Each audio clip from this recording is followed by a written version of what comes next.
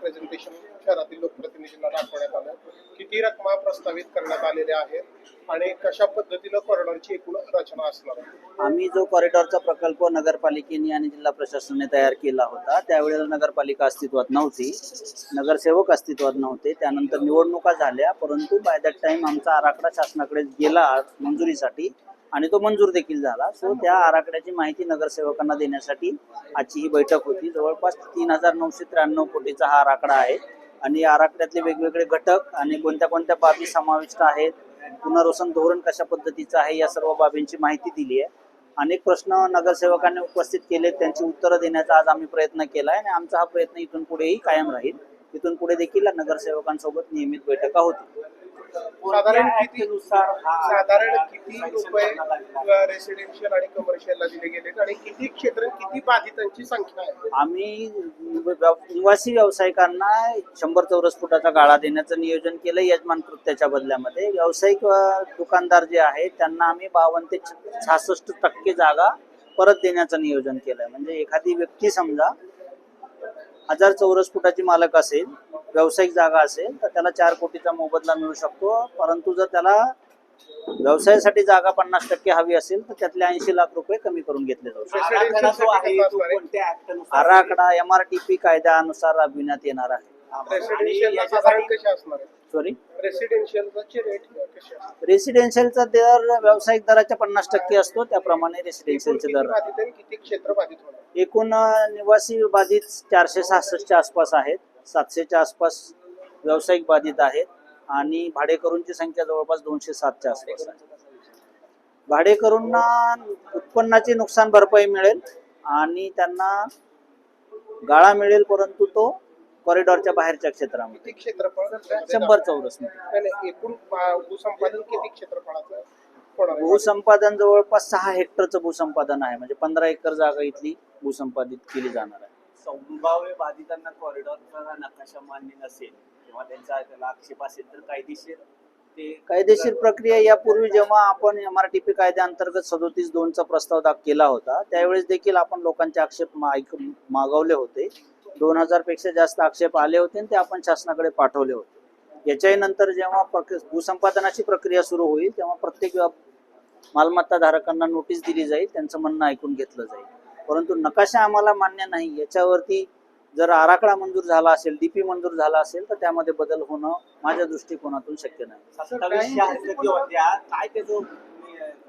याचा अहवाल नगर विकास विभागामार्फत शासनाला सादर झाला. बहुतांशी हरकती कॉरिडॉर करण्यात येऊ नये अशा पद्धतीच्या होत्या. जेव्हा कॉरिडॉरची आवश्यकता निर्माण झालेली आहे तेव्हा अशा पद्धतीच्या हरकतींवर शासनाने जो निर्णय घेतलाय तो म्हणजे DP मध्ये विकास आराखड्याचा समावेश करण्याचा निर्णय झालेला आहे. जिओलॉजिकल सर्वे झालाय का? जो प्रकल्प आहे त्याच्याबद्दल काय मत आहे? आता होणार आहे तो सर्वे. जिओलॉजिकल सर्वे हा प्रकल्प राबवण्याच्या अगोदरची गोष्ट आहे. करतात ना, आपण करणार ना. 82ची पुनरावृत्ती 1% देखील होणार नाही, 1% देखील होणार नाही. प्रत्येक गोष्ट पारदर्शक पद्धतीनं, कारण हा प्रकल्प अतिशय वरिष्ठ दर्जाच्या पदाधिकारी असतील, माननीय मुख्यमंत्री असतील, माननीय उपमुख्यमंत्री महोदय असतील, यांच्यासाठी अतिशय महत्वाचा आहे. लाखो वारकऱ्यांच्यासाठी महत्वाचा आहे आणि त्यामुळे याच्यामधल्या पारदर्शकतेबद्दल कोणतीही तडजोड केली जाणार नाही.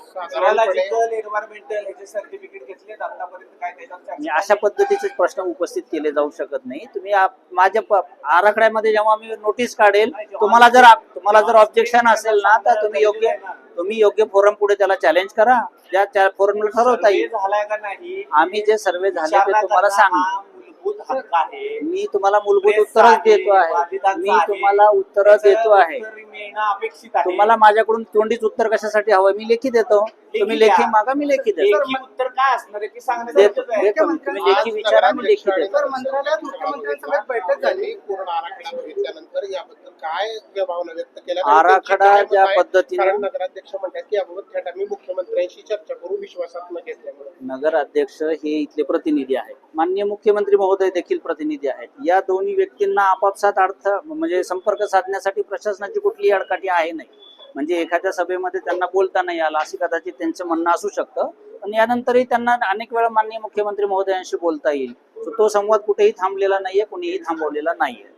हा माझा त्यांच्या भावना काय होत्या नगरसेवकांच्या? नाही, नगरसेवकांनी अतिशय चांगल्या पद्धतीनं आमची भूमिका समजून घेतली. त्यांचे काही प्रश्न आहेत, त्यांनी काही नवीन मुद्दे उपस्थित केले की जे आम्ही आराखडा तयार करताना आमच्या नजरेसमोर नव्हते, किंवा आराखड्यामध्ये जो एरिया आमचा आहे त्या एरियाच्या बाहेरचे देखील काही प्रश्न यामध्ये त्यांनी उपस्थित केले आहेत. आम्ही त्याच्यावर सकारात्मक विचार नक्की करू. मंत्रालयात तुमची महिलांशी संपर्क करताना कशा प्रकारच्या सूचना तुम्हाला दिल्या? हे बा, शासनासाठी हा प्रकल्प महत्वाकांक्षी आहे का? तर हो आहे. परंतु एवढा मोठा प्रकल्प राबवत असताना स्थानिकांना, ज्यांच्या मालमत्तांना ज्यांच्यापासून डिप्राईव्ह केलं जात आहे, त्या मालमत्ता धारकांशी चर्चा करण्याचे प्रत्येक हर तऱ्हेचे प्रयत्न आम्ही केलेले आहेत, इथून पुढेही करत राहू. आणि आमच्याकडून त्यांच्या काही मागण्या पूर्ण होत नसतील तर ही आमची जबाबदारी आहे की त्यांच्या मागण्या आम्ही शासन स्तरापर्यंत पोहोचवू. आम्ही त्या भूमिकेपासून कुठेही दूर हटणार नाही, ही आमची भूमिका आहे. बाधित होणाऱ्या नागरिकांना कसा तेल सो बाधित होणाऱ्या नागरिकांचे व्यावसायिक बाधित, निवासी बाधित आणि भाडेकरू असे 3 प्रकार आहेत. सो प्रत्येक बाधितांना काय काय मोबदला मिळेल त्याचं आज आम्ही सादरीकरण केलं. निवासी मालमत्ता धारक आणि व्यापारी मालमत्ता धारक यांना 4 प्रकारचे लाभ आहेत, आणि फक्त व्यावसायिक आहेत ज्यांच्या स्वतःच्या मालकीच्या जागा नाही त्यांच्यासाठी 3 लाभ आहेत.